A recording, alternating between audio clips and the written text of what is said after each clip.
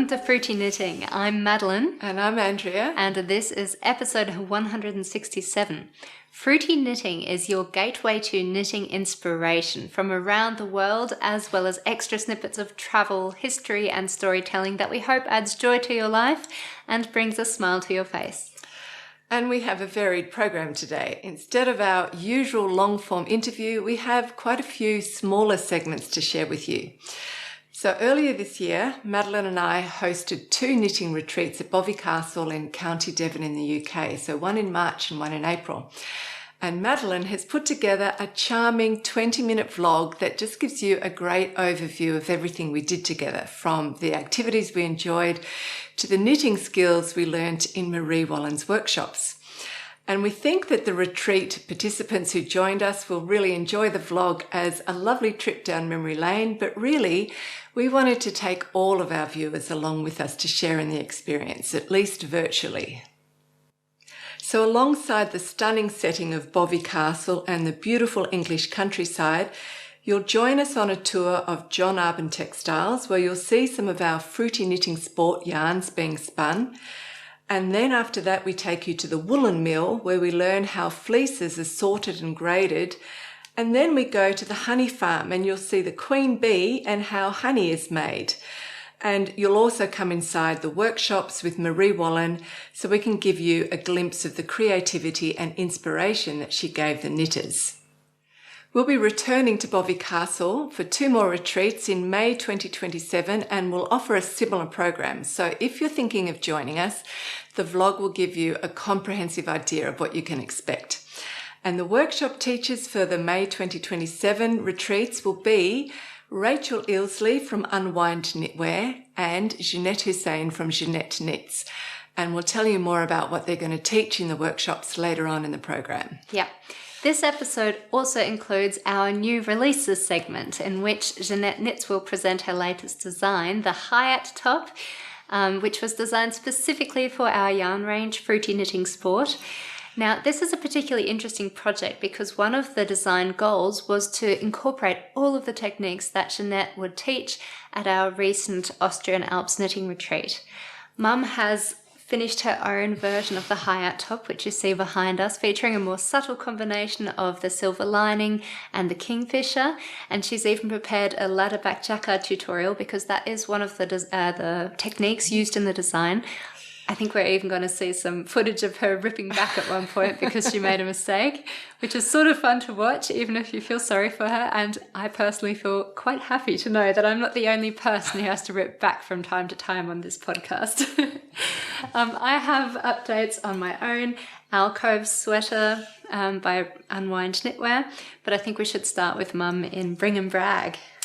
Yeah, so you might have seen on the news that Western Europe has had a real heat wave in the month of June. So I've been really desperately hoping it would cool down so that I could wear my finished Hayat top to show you what it looks like actually on the body. It really is a little bit too hot, so I'm going to have to just show you lots of photos of me wearing it instead. But here it is. It's called the Hayat top. It's by Zanete Knits, and I'm really, really delighted with it. So Jeanette designed it especially for the participants of our Austrian Alps knitting retreat who had exclusive early access to the pattern. But now it's available for everybody, and we've also got kits for the design on our website artisanfibers.com. So Madeline's convinced me that I have to suffer for fashion or suffer for the viewers and just wear the jumper for about 15 minutes so that you can see what it looks like on me. So I actually think this design is really good for less experienced knitters because you're knitting it top down, and the first thing you're doing is starting off with a very beautifully fitting European shoulder and set-in sleeve. So you're practicing all of these techniques using very simple, easy and calming stocking stitch. And you don't have the added distraction of having to also focus on either a stranded or lace or cable pattern at the same time as doing all of the shaping.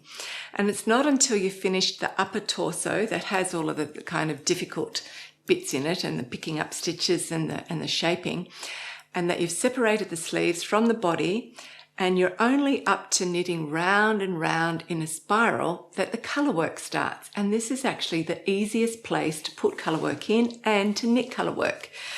So as Madeline said, the design includes the techniques that Zanete was teaching during the retreat workshops. And the very first workshop was on how to pick up stitches very neatly on different edges, different types of edges in your knitting. Now, in the past, I thought I was a very accomplished picker-upper of stitches, but I think after the workshop, I'm actually better. A set-in sleeve armhole is really a great place to practice picking up stitches because you've got so many different types of edges.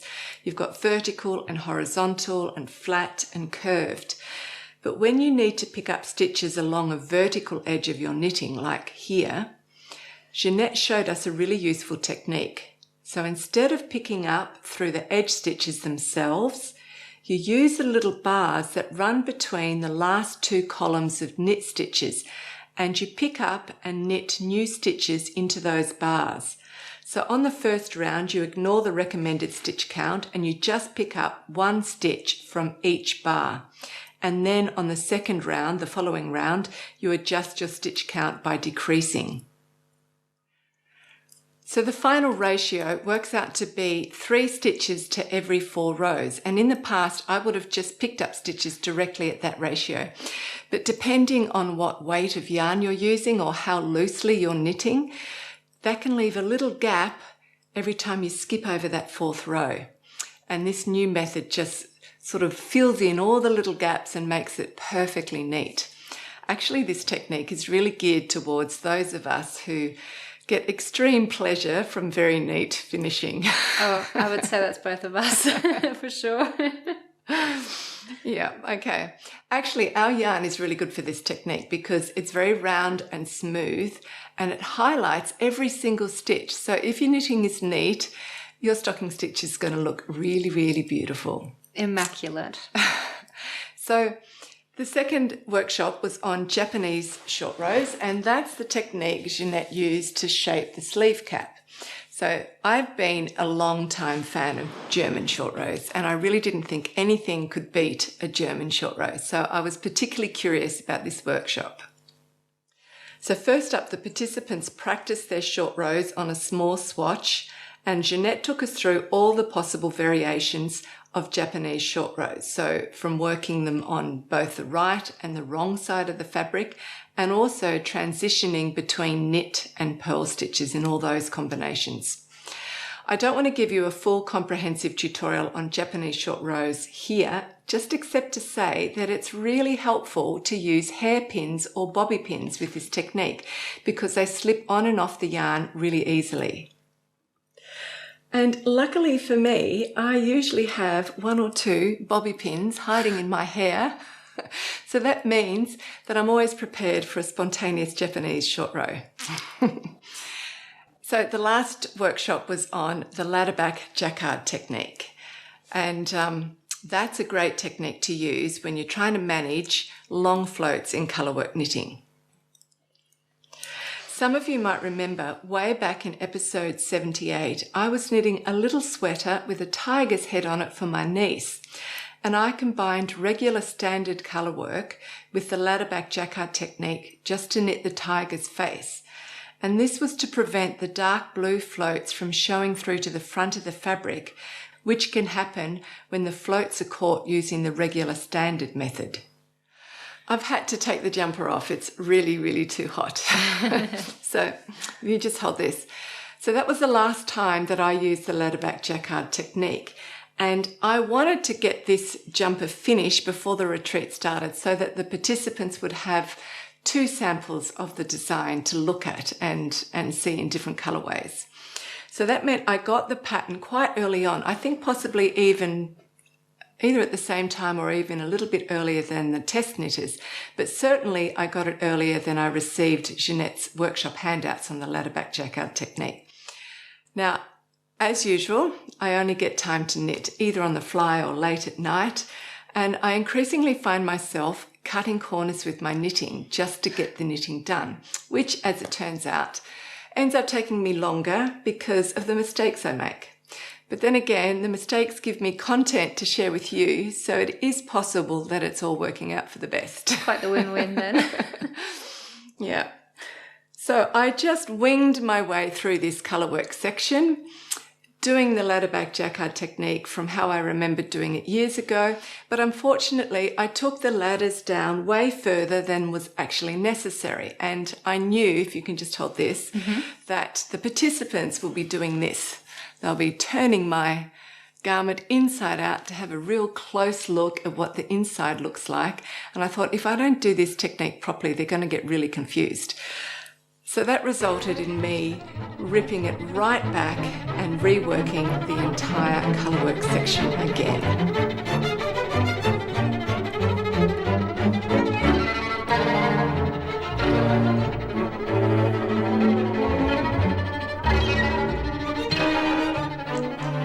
So there you have it. That's my saga of the Hayat top. I have recorded a short tutorial on the ladder back jacquard technique, and I'm hoping that'll help any of you who want to knit this design. But be aware, I've recorded the steps of the technique systematically and chronologically, but you will see the length of my knitting shrinking and growing in the weirdest of places. Don't be disturbed. That's just because I recorded part of the tutorial on my first attempt of knitting it and part on my second attempt of knitting it.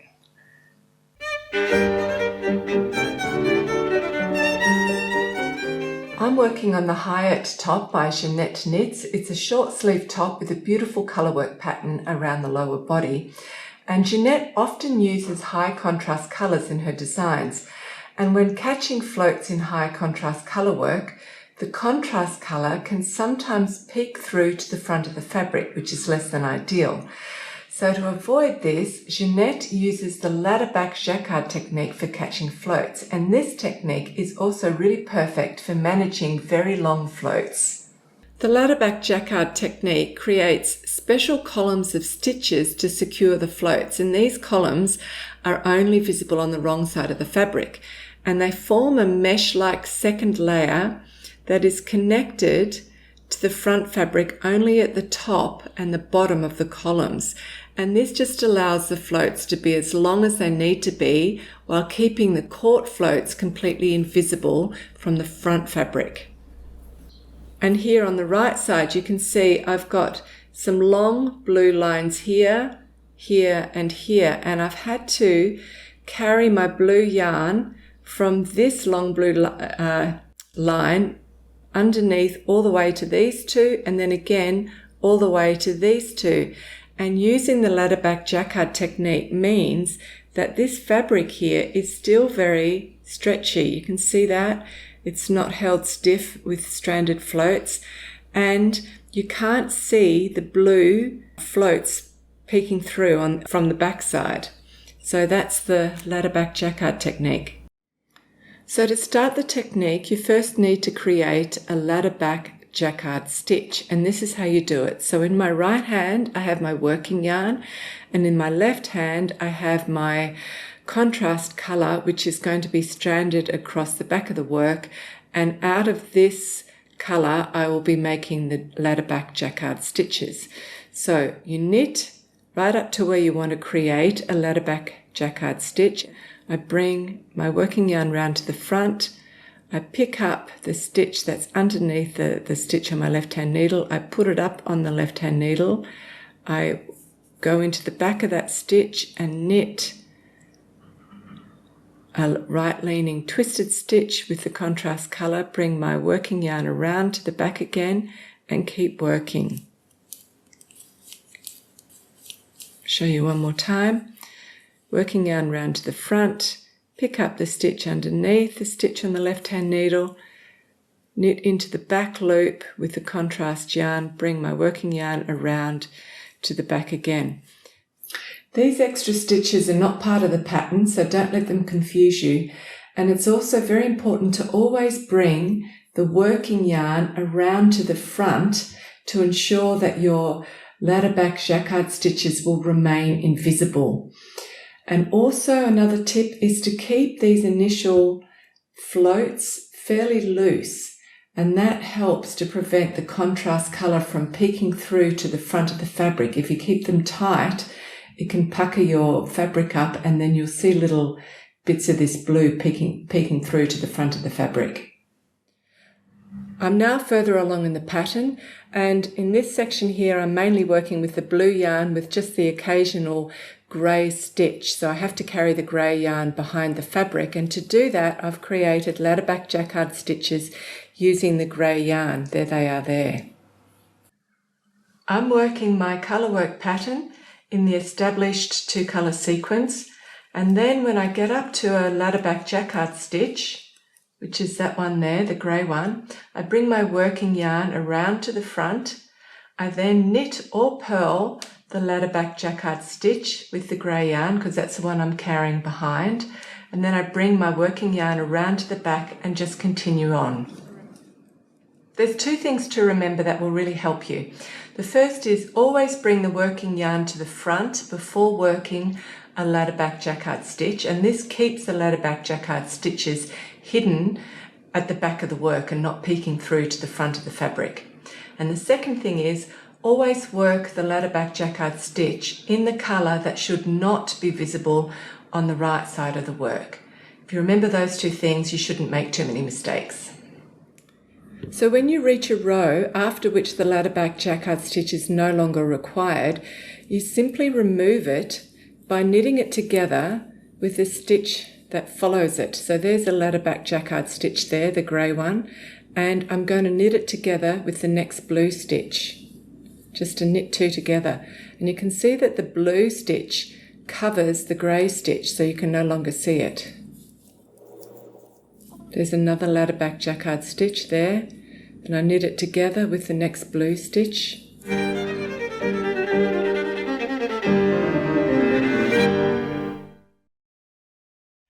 So the design comes in both a short sleeve and a long sleeve version. You only need 2 extra 50-gram balls in the main colour to do the long sleeve version. Actually, I'm going to unpick this edging and turn mine into a long sleeve version for 2 reasons. First of all, I'm going to get a lot more wear out of it. But secondly, we also need a photo of a long sleeve version to put on our website. Okay, so you've seen a lot of my version, my colourway. Coming up next is the original version of the Hayat top, and Jeanette will talk about the inspiration behind it.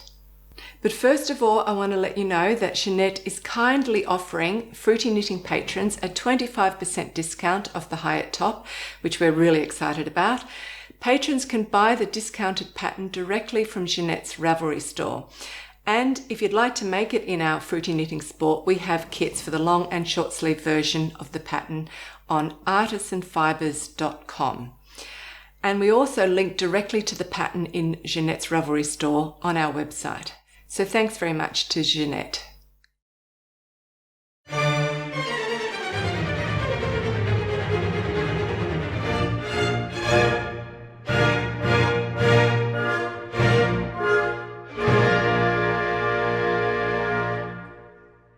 Hello, my name is Zanete. I am the designer behind Zanete Knit, and today I want to tell you about one of my recent pattern releases, the Hayat top, that has been created in collaboration with Fruity Knitting.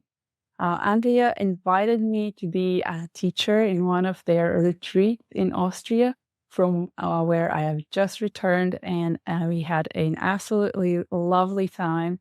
Thank you so much for having me, and thank you for all the participants for making it a dream come true.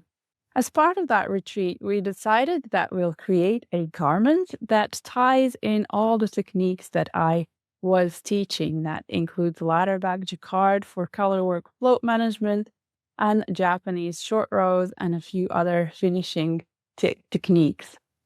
The entire direction, including the name of the pattern, was actually steered by the yarn.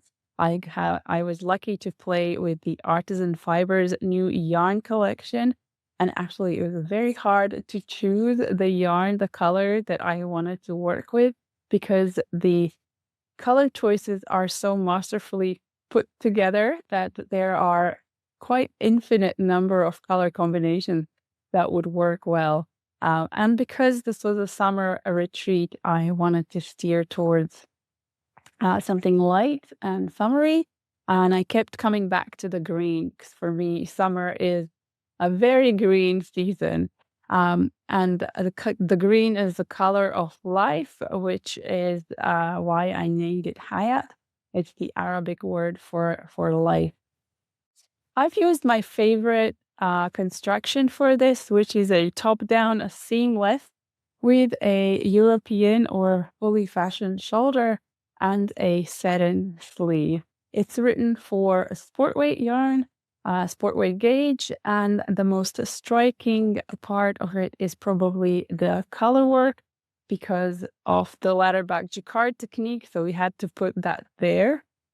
To have the color work here at the bottom of the garment instead of the top, as I usually would, is actually Andrea's idea. And I thought, why not? So here we go. That's the result. It was a lot of fun to design that. I started with a lot of contemporary motifs, the random shapes, and I was trying to go in a transitional way from lighter to darker and then back out from the dark to light again, and making sure that I left plenty of long floats for the participants and knitters to try out the ladder back jacquard technique for catching those long floats. And as the roles of what colors in the background are changing throughout the chart, you also pay attention to the color dominance. How it all fits together is we actually start here at the back. We cast on the stitches for the neckline, and then we rapidly increase to get to the full width of the back, and then continue down to underarms with some armhole shaping. That's when we put these stitches on hold and address the front. We pick up stitches here along that edge of the back to work each front separately. There is a little bit of shaping here to round that armhole, and then also a little bit of shaping here near the neckline to round that. And then both shoulders are joined with a neckline completing cast on here at the front and worked exactly the same way as the back was. So to the underarm with some armhole shaping. And at that point, we can join the back and the front together to work everything in the round with a few more stitches cast on here at the underarm. And then we work to our desired length for where we want to start the color work. So that's quite adjustable. If you wanted to work a longer shirt, you would work this plain portion a bit longer. Now, some people have quite short torsos, and to avoid this border between the main plain part and the color work part, you might have to compromise on some of the charts. So you could start it later, but then to get it the short length that you want, you might not completely finish the chart. And that's perfectly fine as well, because the bottom ribbing is also a decorative version of ribbing. It actually is comprised of two colors. We start the twisted rib in the main color, then there's a little bit of corrugated ribbing in two colors going on, finally transitioning to just that contrast color finished with an Icelandic bind off. And in fact, a few people have asked me if these edges are crocheted. There's no crochet involved at all. It's all done with knitting. There's also an option for shaped waist, so there can be some decreases here, and for that reason, there is a fake pearl seam added in the body to guide those decreases, but also to separate, to act as a natural break between the back and the front. As the motif, the chart is quite wide, so it doesn't fit complete set of repeats across the different sizes. So you will have this pearl theme, but the pattern is symmetrical on both sides, so it doesn't really look that bad. And then at any point, when you have joined the back and front, or you can finish the body completely, we add the sleeves, and those are added by picking up stitches along the armhole and then working back and forth, moving a little bit wider and wider with every row using Japanese short rows. You can also use your favorite short row method. It's quite easy to substitute. But as I was teaching the Japanese short rows, that's what in the pattern. They also happen to be my favorite short rows. And we shape the cap that way. We also need to add some decreases because the armhole circumference is bigger than the upper arm circumference. So we need to lose some stitches, but that's all described step by step, row by row in the pattern across all sides. And then once you've finished the cap, you join the sleeve in the round and work to your desired length. There's a short sleeve as well as a long sleeve with decreases option in the pattern. And last but not least, we add the neckline finish, which is picking up stitches along all the cast-ons and the shoulder edges here, and repeating what we did for the hem and the cuff. You can also make it into a turtleneck if you wanted to. That's why I like adding the neckbands last, because you can really tailor it to your style. And that's the Hayat top.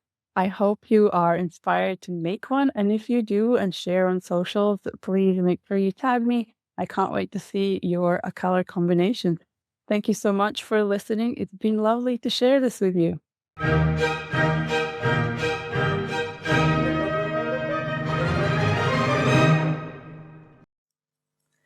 Welcome back.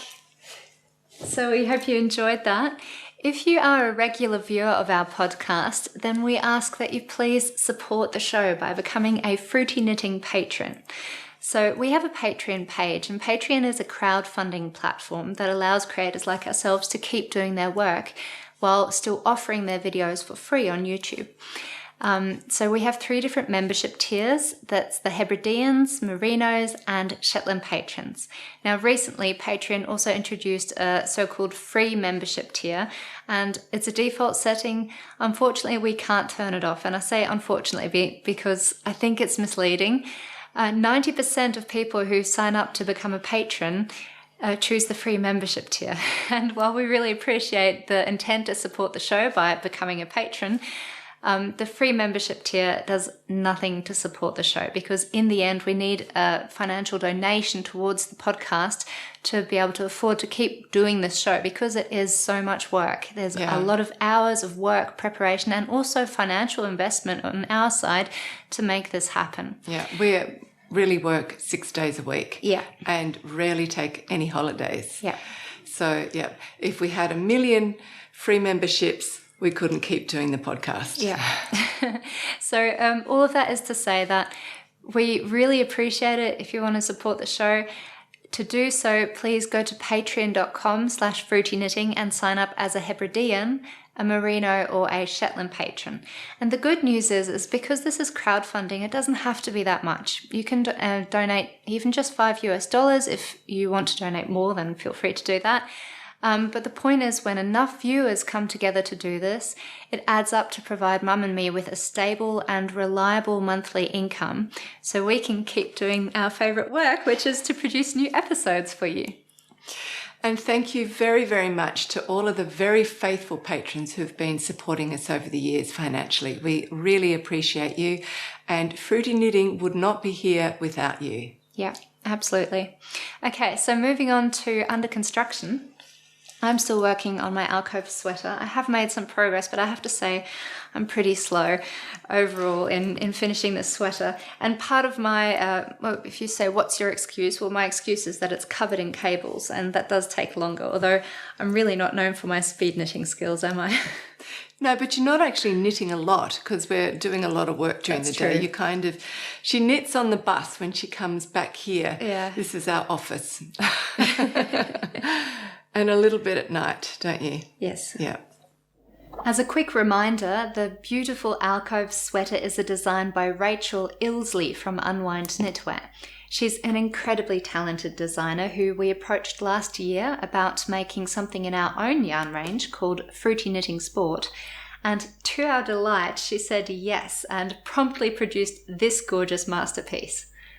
Meanwhile, the pattern has been published and is available on her website and Ravelry, and we are offering the matching kits for the design on our own website, artisanfibers.com, which you are very welcome to take a look at.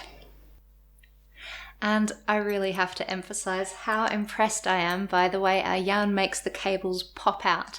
And this was quite an intentional characteristic that we chose because our yarn is a sport weight with 4 plies. And I think Mum mentioned this earlier, but 4 plies make your yarn quite round and smooth with amazing stitch definition.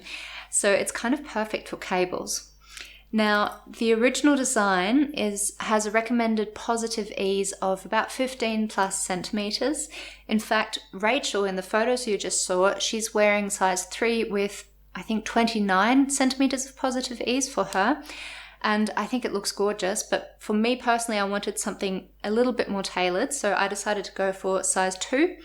And at the time that I started the sweater, I had a bust circumference of 88 centimeters.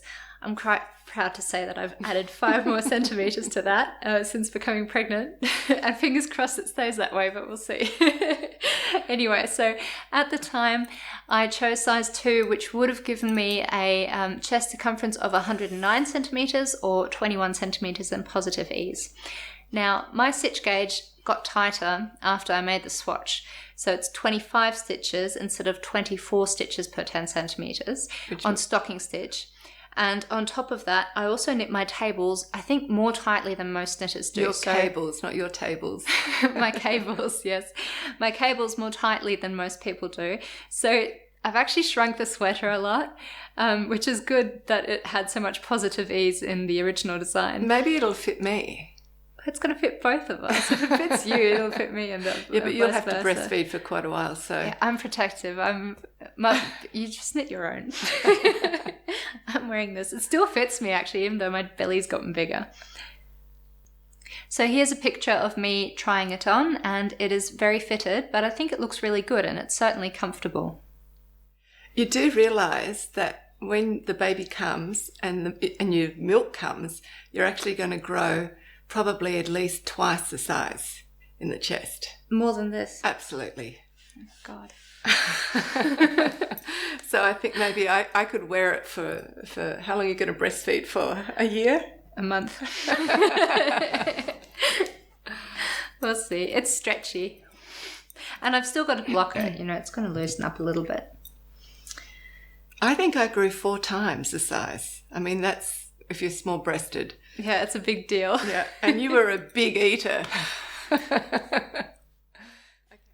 So during our recent retreats in Austria, my goal was to completely, I think I was up to here roughly, and my goal was to finish the bodice completely. But when I reached the... Finish the what? The body. Body, I said bodice. I'm mixing up all my words today, sorry. I was going to complete the hem, but I didn't have the right needle size for my interchangeable needles. I thought of all my DPNs, but I forgot my interchangeable needle section. So I put that on hold and picked up the sleeves instead. Now, last episode, I talked in detail about this whole construction here, which is really awesome in my opinion for a drop shoulder. But to keep it brief, the way you join the front and back pieces together is through a 3-needle bind off, which you do here, and that's basically casting off stitches while joining 2 pieces of fabric at the same time. What that does is it slims down the body for a nicer fit, and it feeds the excess fabric into the sleeves. I think it's brilliant. So that's what I did originally, and now when you pick up the stitches for the sleeves, you do that around the drop shoulder armhole, and you immediately start with some short row shaping because of the slope of your shoulder, you need more fabric on the top than you need on the underarm. And what it does is it tilts the sleeves downwards slightly by adding extra fabric just here. Yeah, very good. Yeah. However, the recommended number of stitches to pick up for size 2 turned out to be too tight. I could wear it, but it just didn't look nice. The fabric was sort of pulled apart. So I ripped back and picked up the number of stitches for size 3. Keep in mind I'm knitting everything else in size 2, and I think that resulted in a beautiful sleeve. But that's really just because you're doing things too tight. If someone was knitting it with the recommended ease, then they wouldn't have that problem. Exactly, but that's my whole point, is I knit too tightly. Yeah. Now, if you think my stitch gauge is tight, my row gauge is 37 stitches instead of 37 rows instead of 32 rows per 10 centimeters. I don't know how I managed that, but I have to make up for it by spacing out the sleeve decreases differently, so farther apart than recommended in the pattern. Overall, I think I'm doing a brilliant job. I think it's going to really fit me very well. I think I will do my own version of this, and I'm trying to think. It has got such beautiful cable detail. I do think it would also look good in a dark colour. I might do it in the mulberry dusk. Yeah. Or I just love the lily pilly. That's one of my favourite colours. Yeah. Yeah. So speaking of lily pilly, I'm using the same colour as the original design, which is our white opal. But one of the test knitters, Dominique, used our lily pilly, and I think the result is so gorgeous, I just had to share it with you. And I'm looking forward to hopefully seeing some more versions that you guys knit of the Alcove sweater in our other colours as well. And by the way, if you have purchased our yarn and are knitting something with it, we would really appreciate it if you could share your projects on Ravelry and on Instagram. For one, Mum and I are the ones who pack up all the orders in our makeshift warehouse, and every time you send off a package, you wonder what is going to become of this beautiful yarn that you've sent off. So it would help to satisfy our curiosity. And of course, our yarn business is tiny. We're just getting started, and it would really help us to get the word out there if you share your projects and your experience on social media. Yeah. Our makeshift warehouse is actually the piano room. Yeah. Where I used to practice and teach. Yeah.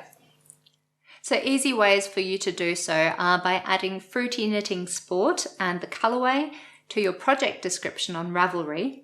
And on Instagram, you can use the hashtag Fruity Knitting Sport and tag us at Fruity Knitting. Okay, so now it's time for our Bovey Castle Knitting Retreat travel vlog. Enjoy.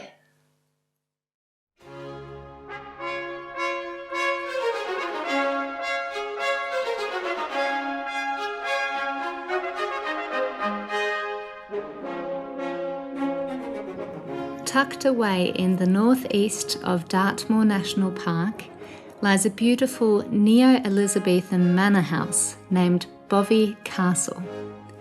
It was here, surrounded by 300 acres of English gardens, that our group would spend the next 6 days, expanding their knitting skills, exploring the local area, and building friendships. We stayed in Bovey Castle's spacious lodges, built from local granite and an English oak interior just a few minutes away from the main estate building. Each guest had their own ensuite bedroom with a shared lounging area, but outside of the workshops and extra activities, most of our time was spent in Bovey's communal areas, such as the magnificent cathedral or the Adams Room. Bovey's architecture is inspired by the grand style of the late 1500s, especially the Elizabethan era, but it was actually built in the early 1900s. The design mixes Renaissance elegance, Gothic drama, and a bit of Victorian charm. It's made from strong Dartmoor granite, and the craftsmanship is incredible. The delicate lattice windows, set in gunmetal frames, look over the Dartmoor landscape, and the front of the building is covered in detailed stone carvings. Inside, it's even more impressive. Huge oak panels line the ceilings, and there are beautiful wooden carvings along the walls and the furniture. And the stone fireplace is massive. It stretches up 2 whole stories.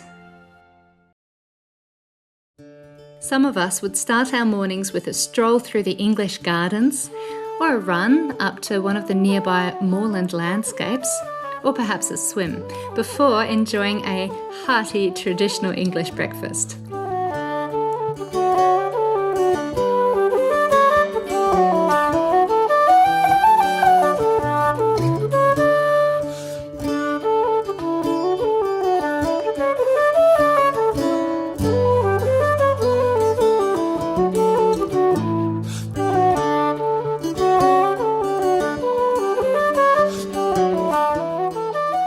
After breakfast, us knitters would make our way to the spacious seminar room to learn from renowned knitwear designer Marie Wallin.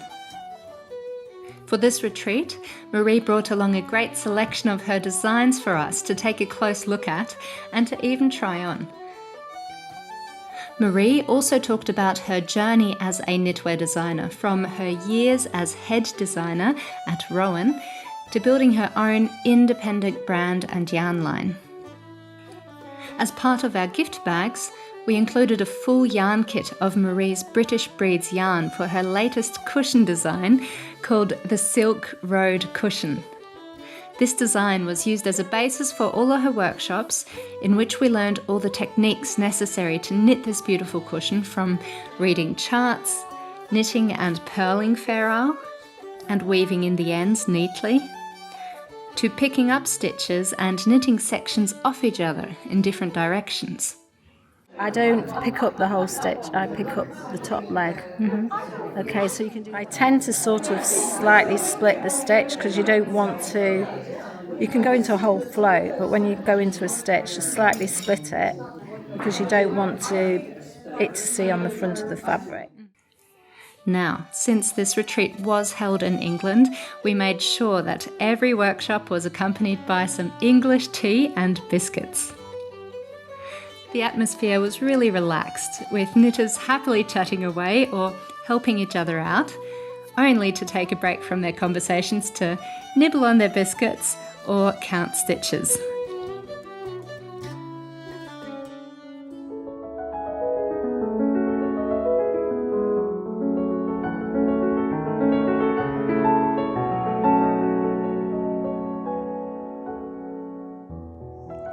Hi, I'm Cheryl, and I'm from Eugene, Oregon, and I'm here at the knitting retreat with my mom. And I'm Elena, and I live in Calgary, Alberta, Canada. I love knitting, and I have loved knitting for a long, long time, and knitted all sorts of garments, and was so excited to come to this retreat. Actually, Cheryl is wearing one of the sweaters that I knit. I think it's Catherine of Aragon, right? Mm-hmm. Alice Starmore. For Alice Starmore patterns, both of them are. And this is Anne Boleyn. And they were knit a long time ago, but I love color work, and I just love coming here, and I knew I was going to learn so much. And Cheryl was so excited to have me come as well. This is actually my second fruity knitting retreat, but Mom, this is your first retreat and first time in England. It is, and I've just loved it so much. And Bovey Castle is absolutely amazing. The location that this was held, it was just unreal. It's not only the castle itself, but our accommodations. They have little chalets in the back, the surrounding mountains and the flowers and the birds chirping. It was just awesome. And the facility itself, as far as the staff and how accommodating they've been in everything, it was amazing. And not only that, but the room that we'd be able to have our workshop at was great, super location. Our main workshop this week has been with the world famous designer Marie Wallin. And Marie, as many of you know, is fantastic at color work. And so I was really excited to get a chance to work on a new color work project that Marie had designed. So we're working on this little panel that's the start of a cushion that she has designed for us. And Marie went through so many of the techniques of color work, which were really helpful for me. Mom is a really experienced color work knitter, but I'm pretty new to it. And one of the things that I really struggle with is getting the tension right, especially when you're stranding colors across some long gaps. And Marie had some really great tips for how to make sure that you don't pull it too tight. And so looking at the floats on the back, she made sure to tell us to be really careful when you're stranding across and to pull the stitches just so that they're at the right distance when you're stranding across, and making sure that it's not going to pull when you finally block out your fabric. And I thought that that was just a really practical technique that's made this look so beautiful on both the back and the front. And Cheryl is doing a great job. And the Thanks, thing Mom. that struck me out, what Marie was talking about, was oh gosh, she had so many things there that she had finished for us to look at and try on all her color work. But one of her main point was, if you're ever trying to change a color out of a garment because you don't particularly care for that color and add another, balance is so important, how one color can throw it off. And that's really what struck me most, and the learning that I took away from that. Yeah, the workshops have been really great, for sure. Yeah, but it's not only the workshops, it's Yes. I mean, we're in this fabulous location. So Bovey Castle is located within Dartmoor National Park, and the surrounding hills are beautifully green, and there's birds chirping in the morning, and there's sheep everywhere, and they all had their little lambs. And in fact, we drove by so many fields of these sheep on the way to today's highlight, which was a visit to the John Arbon Textile Mill. So we got to see real fleeces and how they're graded, and a lot of the process right through from sheep to this beautiful yarn. And all their machinery that they have and how they handle it. And I was just so struck and so awesome. And actually I saw a color on there, and I said, what is that color? You should show it. Yeah, I will. And it was Drops of Jupiter. Drops of Jupiter. So it's a working mill, and we actually saw all of the machinery, and this color was on the machine and coming off, and I think we fell in love with it instantly. So we all came away with far too much yarn at the end. Because I love yarn, and I just can't. I don't know what I'm going to make out of it yet, but boy, oh boy, I'm going to love knitting with it. It's so soft and beautiful, and oh my gosh, I was just so fortunate to be able to find this. And I think all the people that were there are going to come home with stuffed suitcases filled with everything. So and that's what was another thing that was so marvelous. There were people here, virtually, I think, from every continent in the world. And to be able to share with them some of my knowledge, and them share their knowledge with us, and just get to know them, and the friendliness and the camaraderie that exists, the whole world. We're all knitters, and I love it. I love it. people are the best part. Yeah, they are.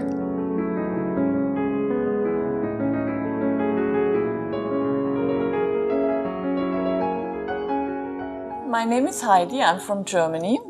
Hi, I am Susanna and I'm coming from Slovak Republic. And we just met here at Bovey Castle. And I'm enjoying this retreat a lot. It was very exciting for me to meet Mary Wallin in person because I admire her work for so long. It was very interesting for me to hear about her career path that she took into designing, because at school she obviously was more interested in science than in art. So I found that really interesting. And she also brought along a lot of her designs, and it was really great that we could feel and touch them and even try them on, and we could admire the beautiful patterns that she does and the color combinations. So that was really a lot of fun for me. I enjoyed her workshop as well very much, and I had a huge aha moment during the workshop as she was talking about color dominance. And for me it was interesting. It's very easy to keep the color dominance. You just have to have a nice tension and keep your colors on the left and right side and never turn them around. And then you get a nice knitted even piece. The hotel is just stunning. We stay in these beautiful stone cottages that are very cozy, and the landscape is just these amazing. Rolling hills around, and everywhere the grazing sheep. It's fulfilled absolutely my romantic idea about English countryside. I love it very much. Yeah. And my favorite room here in the hotel is this cathedral room, which is really beautiful with the wood carvings and the high ceiling and the fireplace, where we can sit in the evenings and knit and chat. And cozy up a little bit and have a few drinks and having really nice time together. And have fun, yes, yes.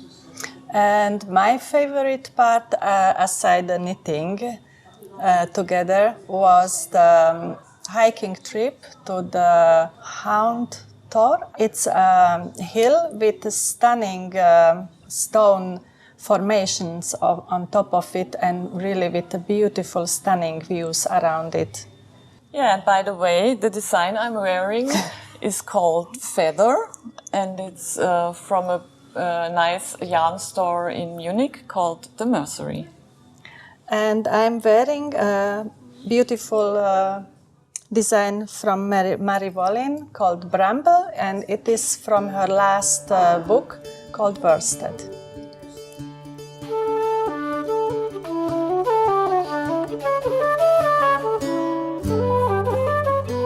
Marie Wallin's yarn range, British Breeds, is spun by the artisan woolen mill John Arbon Textiles, located just south from Bovey Castle.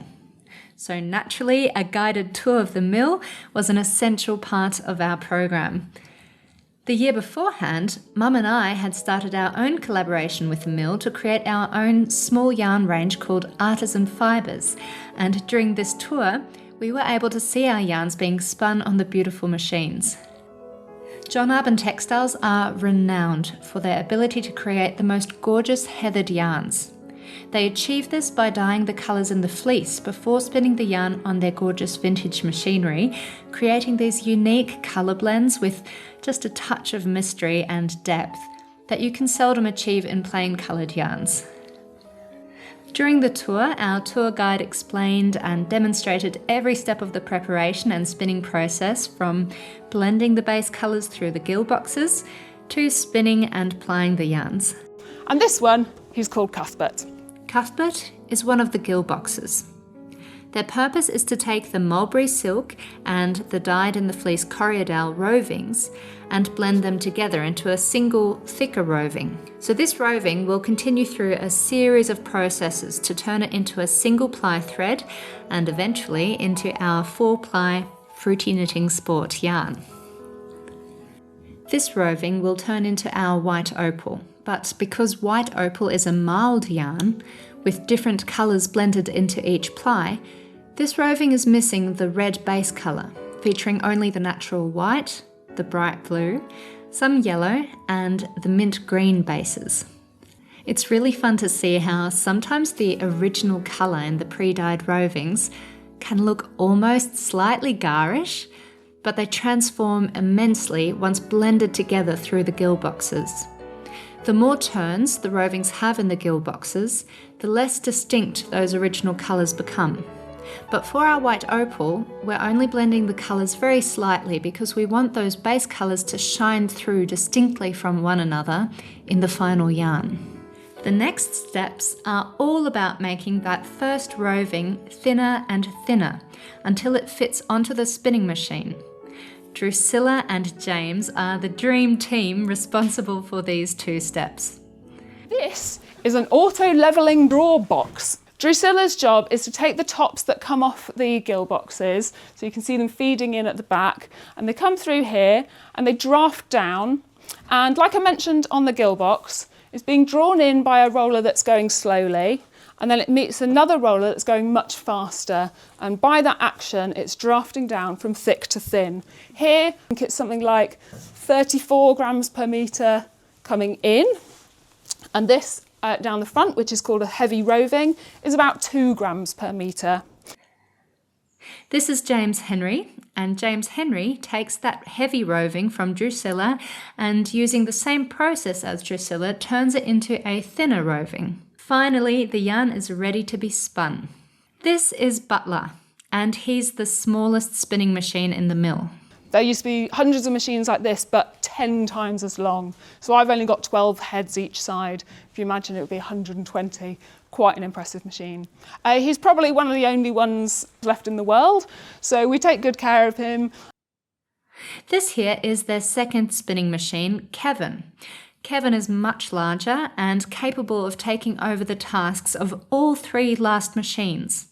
So the blended roving comes straight from the gill box onto Kevin, who drafts them into thinner and thinner rovings before spinning them into a single ply, which is wrapped around these lovely cones.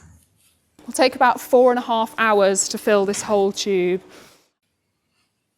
From there, our yarns are transferred from these cones to these larger cones.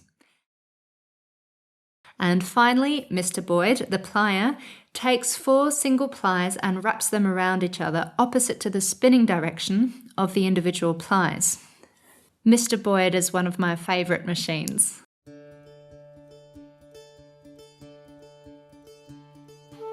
And finally, our yarns are shipped off to the finishers in Bristol, where they get steamed and wound into delicious 50-gram balls of woolly pleasure.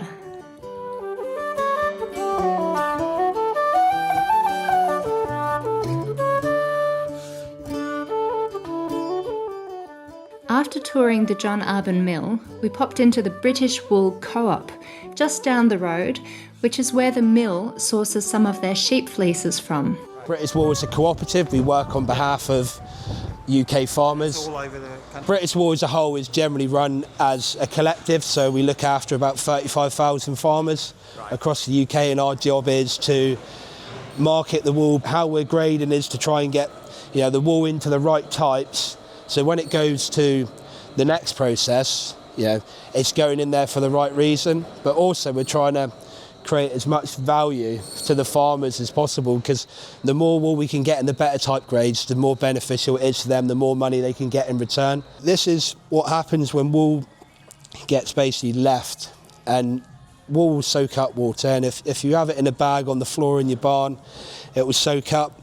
So basically it gets wet and dries out, it's lost its quality, and the fibre is very crumbly now, so it hasn't got that strong sort of bouncy texture you would need. So basically it's got very, very little to no value in it. Blue-faced Leicester, so you can already see the staples a lot finer. So this micron is sort of between 26. So this is probably one of the finest microns we have in the UK, and one of the most expensive breeds that go to auction. Probably could be making £6 a kilo. This will go into sort of high-end yarn, so cloth, high-end cloth, probably into some of the high-end suits that you see. So again, this is a very unique colour, so buyers would like this just for the colour. So a Shetland's got a very unique handle. It's got what we call like a clammy handle, it feels cold, but actually it's just the fineness of the wool. This is off a Welsh hill. This is full of what we call Kempi fibres, which are hollow fibres, so they don't actually attach very well. They don't, no good for spinning. So this type of wool, you can imagine, would be very good. The Welsh hill sheep live on the hills all year round. This wool is used in insulation that you'd use to insulate your house and your loft. And it's not the most valuable wool, but it's got a purpose and a use.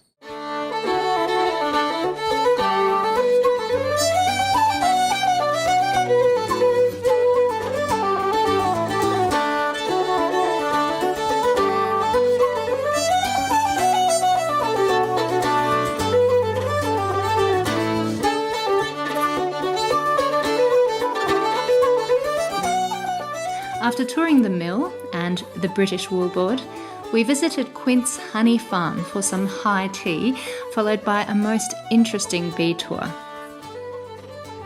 In this case, what they're actually doing is making honey. You can see here, these are honey cups that they have covered in wax for storage. It's a really effective way of storing their honey. So this is a brood frame. So this is where the Queen has visited and she's laid her eggs. You can see the difference. The wax cappings on top of those cups is a lot darker and thicker than it is for honey. Can you see in there what looks like little caterpillars, little tiny caterpillars? That's the larvae before they become a bee. So that's our queen bee. So she's not in charge of this hive. The girls are in charge. Her role is simply to lay her eggs, between 1,000 and 2,000 her day on average.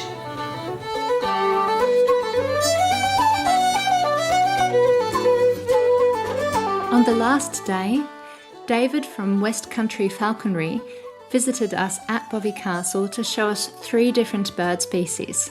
Hark the barn owl showed off his ability to turn his head 180 degrees, which reminded some people of that movie scene from The Exorcist. Marian Carrion, the beautiful vulture, seemed shy at first, but soon she proved that she was more than capable of getting up to some mischief. We also watched Joaquin, the hawk, swoop down and land on people's arms. It was especially fun to see him dodge us humans, as though we were merely trees in a forest. Everyone had a turn, and I reckon he was the highlight of the day for many people. In our past retreats, we've had quite a few knitters bring their non-knitting husbands, daughters, or best friends along for the ride. While us knitters were delighting in gorgeous colour combinations and learning new skills, the non-knitting partners were off on their own adventures, organised by my wonderful husband, Ryan. We were really lucky that Ryan volunteered to take time off work to help look after everybody during this retreat. Some of the non-knitters tried clay pigeon shooting, where a clay disc, sadly not actually shaped like a pigeon, which surprised me, is launched into the air and you try to blast it into a million pieces with a shotgun. It's surprisingly entertaining to watch. Whoa.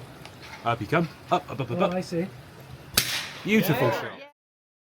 Besides that, they spent plenty of time exploring the area on foot, hiking trails through the nearby moorlands, and ending with a cheeky pint at the pub before rejoining the rest of us at Bovey Castle. Naturally, many of us knitters were just as eager to stretch our legs. So one morning before breakfast, we walked to the charming village of North Bovey. Along the way, we passed the loveliest little church I've ever visited. This church dates back to the 14th century, and it's beautifully preserved. Its old, dark wooden pews are covered in intricate carvings, along with bumps and scratches that quietly tell the story of the many lives and moments they've witnessed over the centuries. Even though the church was completely empty when we stepped inside, it felt full of life and like it was an active part of the community. Handmade cushions hung neatly from each pew, ready for kneeling during prayer. And at the back, a second-hand bookstore filled with wonderfully odd books. One of these books was a collection of children's drawings showing their views on love and marriage. I was entirely smitten by this hilarious idea, so I came back the very next day to buy this book. Love and marriage go together like a horse and carriage. This I tell you, brother, you can't have one without the other. Love and marriage, love and marriage. Nearing the end of a fantastic week with a wonderful group of knitters, we decided to celebrate in style, quite literally with a fun and goofy fashion parade. One by one, everyone got up, strutted the catwalk, and briefly presented a favourite knitted piece, sharing special techniques, construction details, or the memories connected to it. Some knitters brought multiple garments and teamed up to model for each other. Judy here did a fantastic job stepping in for a missing husband and somehow managed to wear 3 thick sweaters on top of each other, performing a bit of wardrobe wizardry as she rapidly changed from one outfit to the next.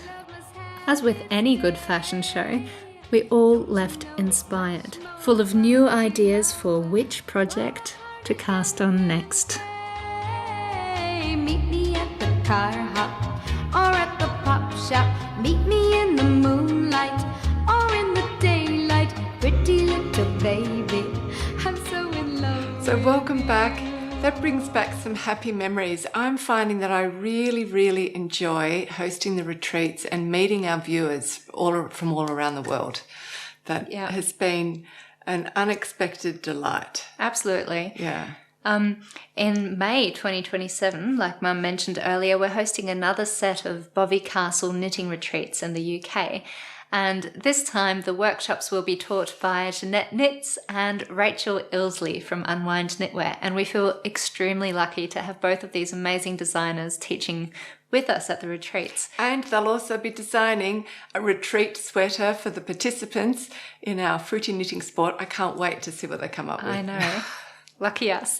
So I wanted to tell you a little bit more about what Rachel will be teaching in her workshops. We featured Rachel as a knitter of the world back in episode 157, and Mum's actually prepared a shorter, condensed version of that segment to remind you of the stunning work that Rachel has created. And so one of the topics that she talks about is how important a really beautiful fit is to her. And this is something that she will explore more deeply during the workshops. So participants will be guided step by step through how to personalize various fit details from necklines to sleeves and shaping like waist shaping or bust darts, etc.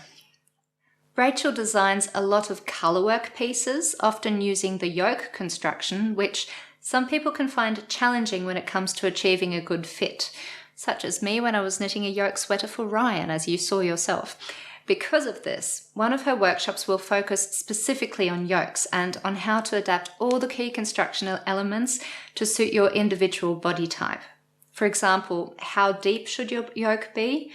Where should you place short row shaping? And should you adjust the position of the sleeves for a fuller bust? And one thing I'm particularly excited about is that Rachel's going to bring along a whole lot of different types of yokes so that participants can try them on and see how they fit for their individual body. That's really going to be very helpful for understanding your body better, and also just to know what to do whenever you're doing a colourwork yoke sweater by any designer in the future, that you'll think, okay, I know I have to lengthen it here, or it's best for me to put short rows here, or whatever.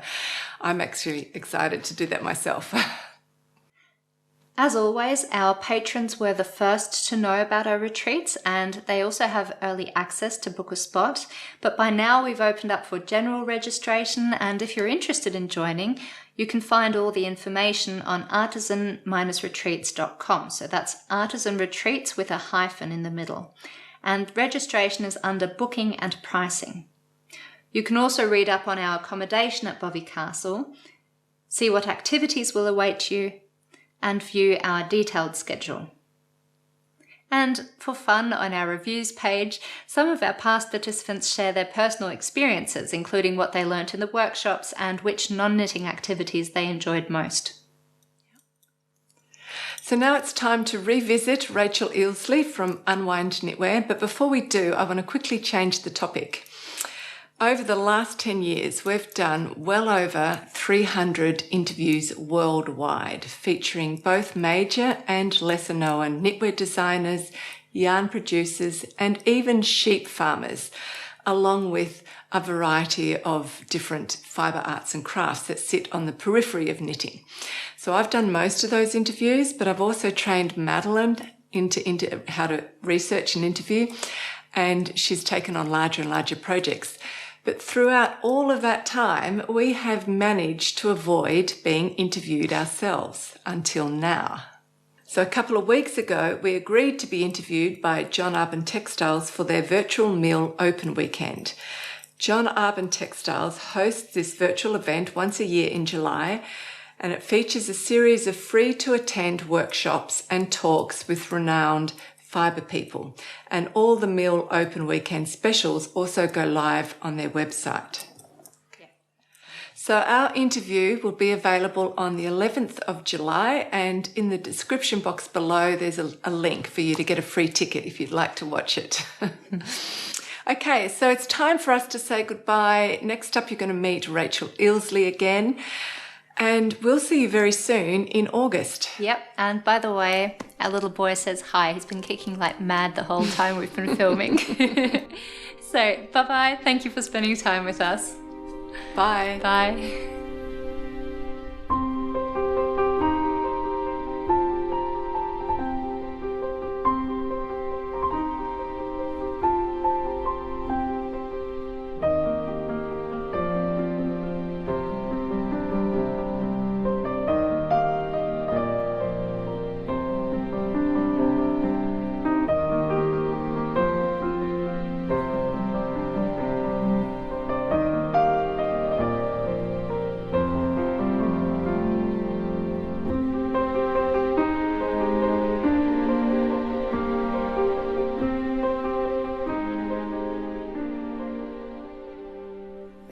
Hi everyone, my name is Rachel Illsley. I'm a knitwear designer, also known as Unwind Knitwear. I live and work in North Yorkshire in the United Kingdom, and I'm really pleased to be here today to share with you some of my designs, along with the story behind how I became a designer and where I get my inspiration from to create my knitwear designs. Now, stranded colourwork is one of my favourite techniques. It's a technique that I love both as a knitter and as a designer. And as you can see from some of my designs here, it's a technique that I return to again and again. So one of the stranded colourwork patterns of mine that I feel really helped to launch my career as a designer, but also really boosted my self-confidence, is Nightbook. So the inspiration for Nightbook came one evening when I was cooking dinner. I was listening to music while I was cooking, and it was the music of one of my favourite composers, Ludovico Einaudi. Now his piece of music, which is also called Nightbook, came on, and as I was listening to it, I realised that the movement of the music was creating visual patterns in my mind. And as I was sort of listening to the music and thinking about the patterns which kind of follow the movement of the music, I realised that I could translate that music into a colourwork pattern. And it was a real kind of like goosebump moment of inspiration where I just thought, I have to find a way to make this happen. I really need to create this design. So following the publication of Nightbook, I felt inspired to create my Einaudi collection. Now this is a collection of designs, all inspired by the music of Einaudi, and I add to it as and when inspiration strikes. Another design from this collection that I want to share with you today is Primavera. In Primavera, the piece of music, you can really hear how Einaudi takes inspiration from folk traditions. It's in a minor key, and it also uses the Dorian mode, which gives it this really folk kind of sound within the chords and the melodies.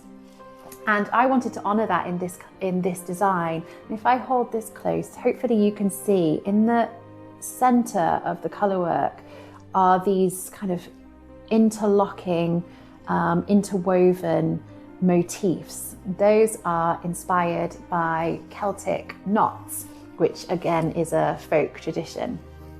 One of my favourite things about the Primavera piece of music is it kind of builds up to this incredible climax of these rapidly descending scales that seem to kind of spiral around each other. And so here at the bottom of the colourwork, you can see I've created these spirals of my own in the colourwork pattern, which kind of pay homage to the music. Now, when I was making each of these samples for myself, what I realised was that I couldn't follow my own knitting pattern exactly to the letter and get a good fit from these sweaters. What I have to do instead is have to make modifications to get a good fit, because my body size is not perfectly matched to what is considered average. What that made me realise was that actually, if I need to make modifications to the knitting pattern to get the fit that I want to achieve, other people will as well. And so in all of my patterns, I add tips and suggestions and ideas about how you could modify the pattern to fit your body type. And for me personally, I think that's really important. I need to do it myself. So I imagine there's plenty of other people out there who would appreciate and value some tips and suggestions to get the ideal fit for your knitted garment. As well as taking inspiration for my designs from music, I'm also inspired by nature. I have another collection of works which are all inspired either by nature or by the work of other artists who are also inspired by nature. Now, Ashmore is named after Jenny Ashmore, and she is a pressed flower artist. She creates some really beautiful work using pressed flowers, and this yoke design is intended to kind of honour her work using these flower and leaf motifs. Now, when it comes to colour work, I have a real bugbear about the jog in the round. When I first started to learn colour work, I loved the technique, hated the jog in the round. I hated getting to the end of that round and seeing that step in the design, in the pattern every time. And so something that I have always done in my own patterns is to chart out the jog in the round. And what that looks like is that the first repeat of the chart looks slightly different to the rest of the round to make sure that there is little or no jog at your beginning of round marker. So if we look at the back of Ashmore, for example, there is very little perceptible jog in the colourwork round. And that's something that you'll see across all of my designs. So if we look back at Primavera, for example, again, the beginning of round is in the middle of the back there. You can't really see that it's there. And that's one of those little details that I love to put into my patterns. I think also helps to make your knits look kind of as professional as possible. Another design from my organics collection that I'd love to share with you is Sculpt. Now this is a cable pattern. As you can see, it is cables and they're kind of a twisted knit cable which creates this beautiful pattern. Now this takes inspiration from an artist called John Foreman. On Instagram, he's Sculpt the World, hence the name Sculpt. And he is an outdoor artist. He creates art in sand and pebbles and leaves and outdoors. I love his work and I wanted to create a design that that honours what he creates. And in a similar vein is my Fenwick shawl. Now, Linda Fenwick is an incredible shell artist. I'm lucky enough to live near a gorgeous stately home called Newby Hall. They have a couple of garden pavilions in their grounds and they hired Linda Fenwick to create 2 beautiful shell murals inside their garden pavilions. And this shawl is inspired by those murals. Again, I'm going to hold it close so you can see some of the textures. Let's see. So you can see here, there are these kind of like shell-like textures alongside garter stitch and other kind of picked up stitch textures, lots and lots of lovely shell-like textures here to create a really beautiful and drapey shawl. Another design from the same organics collection that I want to share with you is Bloom. This one is inspired by a French tattoo artist called Bloom, and she creates these stunning fine line tattoos, all inspired by nature. But with this one, I also wanted to challenge myself with the construction. Here we have the colourwork motif starting on a saddle shoulder panel up here, which then extends down through the sleeves. So here I wanted to see whether it was possible to create an all-over colourwork design with that saddle shoulder construction. And I'm really pleased with the final result. So challenging myself to try out and explore new constructions is something that I really enjoy doing. So another garment that I have designed with an unusual construction is this one, and this is called Folklore. So you can see, hopefully, that there is a section of colourwork that goes around the neck down the front and also around the waistband. What I wanted to do here was to challenge myself to see whether it would be possible to create colour work like this, but that could be worked in the round. And so what you do to create this garment is you cast on at the back of the shoulder and the neck, you do some shaping, you work the back panel down to your arm side depth. You then pick up stitches at each front and knit the front down to the arm side depth. And then you knit the remaining body, still working flat, until you reach the length that you want to reach. Now, so far, all you've knit are the stockinette sections, none of the colour work. Because what you do at that point is you have your live stitches at your waistband, you pick up stitches up the side of your front panel, all the way up to the shoulder, you pick up stitches around the back of the neck, and you pick up the stitches down the front of the other side of the garment. You're then able to work the colour work in the round, in one long round, going all the way around the waistband and all around the front and around the back of the neck. And so you can work all of that colour work in the round.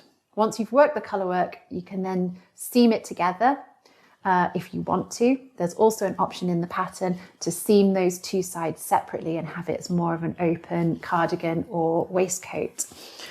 Well, I hope that today has offered you a bit of a snapshot into who I am and my design work. And I really hope that you have liked what you've seen. But most importantly, I'll be continuing to produce patterns that are easy to follow, clearly written, with lots of attention to detail and options to modify so that you get a great fit. And most importantly, are beautiful to wear at the end of it.